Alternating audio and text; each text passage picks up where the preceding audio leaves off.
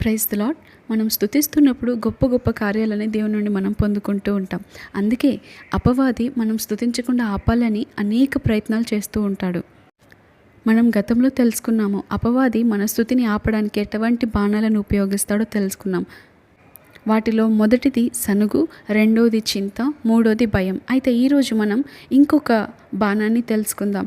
అపవాది మన స్తుతిని ఎలాగైనా ఆపేయాలని ప్రయత్నించే బాణాలలో, వాడి వేసే ఆయుధాలలో ఒక ఆయుధము, ఒక శత్రువు ఏంటంటే అవిశ్వాసం. ఇది మనలో నుండి ప్రారంభమవుతుంది.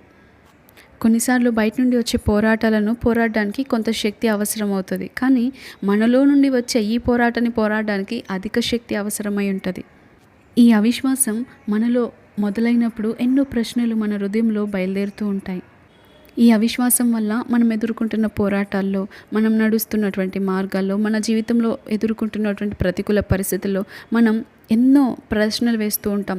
నా దేవుడు నాకు ఎందుకు ఇలా అనుమతించాడు? ఈ శ్రమ నా జీవితంలో ఎందుకు రానిచ్చాడు? ఎందుకు నాకు ఇంకా జవాబు ఇవ్వట్లేదు? ఎందుకు నన్ను ఇరుకు మార్గంలో నడిపిస్తున్నాడు? ఆయన ఇది ఎందుకు ఇంకా జరిగించట్లేదు? ఆయన ఎందుకు ఇంకా మౌనంగా ఉన్నాడు? ఎందుకు నా స్తుతిని విని నా స్థితి మార్చట్లేడు? అని ఇలాంటి అనేక రకరకాలైన ప్రశ్నలు మన నోటిని మోయిస్తూ ఉండడం వల్ల మన స్తుతికి ఇక బయటికి రాలేకపోతుంది.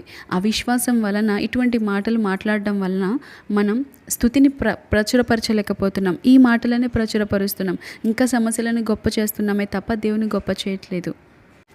మనం యేసే వైపు చూస్తూ సంపూర్ణంగా ఆయన యందు విశ్వాసం ఉంచి ఆయన మీద ఆనుకోలేకపోతున్నాం కాబట్టే ఈ అవిశ్వాసం వల్ల మనం ప్రభువును స్తుతించలేకపోతున్నాం. మనలో మొదలైనటువంటి ఈ అవిశ్వాసం వల్ల మనం ఎదుర్కొంటున్నటువంటి ప్రతికూల పరిస్థితిలో ఇటువంటి మాటలు మాట్లాడుతూ మనం స్తుతించకుండా దేవునికి కొన్నిసార్లు దూరమైపోతూ ఉంటాం. అయితే దీనికి విరుగుడేంటో తెలుసా? రోమా 8:28 దీనికి విరుగుడు. దీనికి ఒక మంచి ఔషధం, వైద్యం అని చెప్పొచ్చు. ఎందుకంటే ఈ వచనం ఒకసారి మనం చూద్దాం. ఒక చంటి బిడ్డ వలె దీన్ని అంగీకరించి మనం విశ్వాసంతో దీన్ని పలుకుతూ ఉండాలి ప్రతిరోజు. దేవుని ప్రేమించు వారికి, అనగా ఆయన సంకల్పం చొప్పున పిలువబడిన వారికి మేలు కలుగుటకే సమస్తమును సమకూడి జరుగుచున్నవని ఎరుగుదుము. ఈ మాట నిజంగా ఒక ఔషధం లాంటిది. మనకే విషయంలోనైనా ప్రతిరోజు దీన్ని పలుకుతూ ఉండాలి.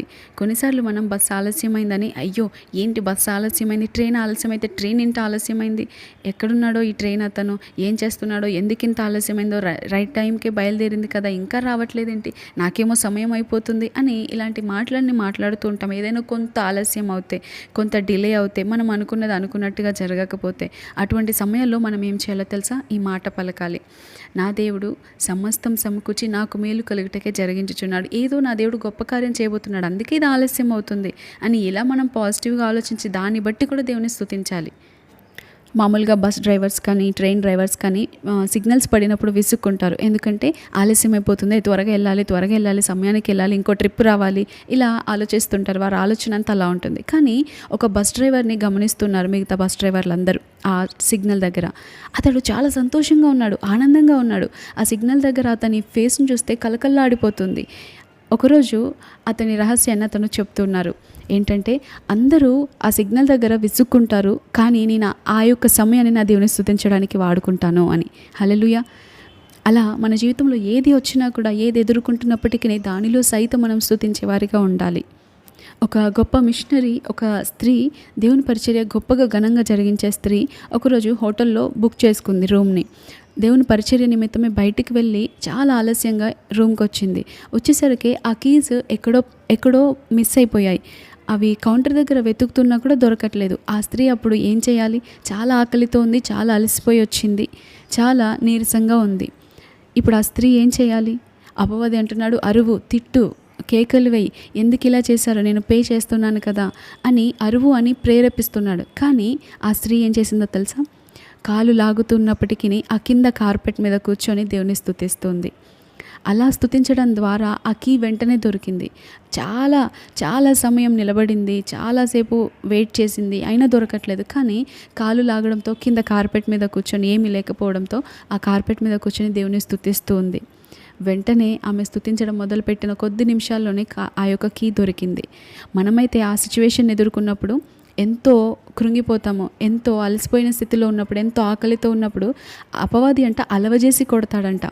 అలసిపోయినప్పుడు వచ్చి మనల్ని ఇంకా బాధ పెడతాడు. అలసిపోయినప్పుడు వచ్చి ఇలా అరువు, ఇలా కేకలు వేయి, ఇలా కొట్టు, ఇలా తిట్టు అని మనల్ని ప్రేరేపిస్తుంటాడు. మనం ఒకవేళ ఆ మాటలకి లొంగినట్లయితే మన జీవితంలో పతనమైపోతాం. మనలో ఉన్న పరిశుద్ధాత్మ దేవుడు బాధపడతారు. అందుకే ఆయన వాక్యం సెలవిస్తుంది, సమాధానాన్ని మనం కాపాడుకోవాలంట. ఎలా ఉంటే సమాధానంగా ఉండగలుగుతామో, ఎలా ఉంటే స్తుతి జీవితాన్ని కాపాడుకోగలుగుతామో ఆ రీతిగా మన ప్రవర్తనను ఉంచుకోవాలి.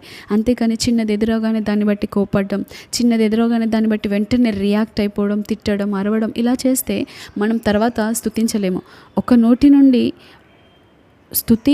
నోటి నుండి కోపము, అరుపులు, కేకలు వస్తే మరలా స్తుతించేటప్పుడు ఏ రీతిగా దేవుణ్ణి హృదయపూర్వకంగా, మనస్ఫూర్తిగా, సంతోషంగా స్తుతించగలుగుతాము?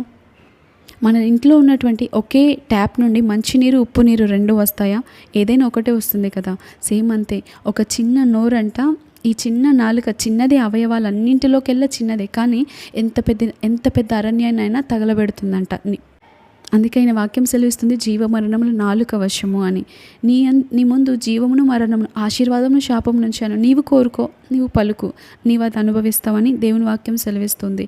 కాబట్టి మనం ఎదుర్కొంటున్న ప్రతి పరిస్థితిలో నా దేవుడు సమస్తం సమకూర్చి నాకు మేలు కలుగుటకే జరిగిస్తున్నాడు అని విశ్వాసముతో మనం ఆయనను స్తుతించాలి. అంతేకాని మనం ఎదుర్కొంటున్న భారాన్ని అంతా మనపై వేసుకొని మనమే దుఃఖపడుతూ, వేదన పడుతూ, కోప్పడిపోతూ, తిడుతూ, ప్రతి వారిపై నిందలు వేస్తూ, ఇదిగో వీరి వల్ల ఇలా అయింది, ఇది వాళ్ళ వల్ల ఇలా జరిగింది, ఇది వీరిని బట్టే నేను పొందుకోలేకపోతున్నాను, వీళ్ళ వల్ల ఆలస్యమైంది, ఇలాంటి మాటలు కాదు. ఏది జరిగినా దాన్ని బట్టి కూడా స్తుతిస్తే అపవాది సిగ్గుపడతాడు, అపవాది నోరు మూసుకుంటాడు. అపవాది ప్రతి దానికి వచ్చి, ఇదిగో ఇలా జరిగింది కదా, దీన్ని బట్టి నువ్వు సనుగు, దీన్ని బట్టి ఇలా మాట్లాడు, దీన్ని బట్టి ఇలా రియాక్ట్ అవ్వు అని మనల్ని ప్రేరేపిస్తూ, మనల్ని ఉద్రేకపరుస్తూ ఉంటాడు. కానీ అటువంటి సమయంలో మన నోట నుండి స్తుతి వస్తే వెంటనే వాని మౌత్ షట్ అవుతుంది. లేకపోతే వాడు ఇంకా మాట్లాడుతూ ఉంటాడు. ఒక్కసారి వాడికి అలవాటైందంటే, వాడి మాట వినమంటే పదే ఇంకా ప్రతిసారి మాట్లాడుతూనే ఉంటాడు. ప్రతిసారి ఇంకా మనల్ని ప్రేరేపిస్తూ ఉంటాడు. అందుకే వాని నోరు మోయించాలి అంటే మనం ప్రతి పరిస్థితిలో స్తుతించగలగాలి.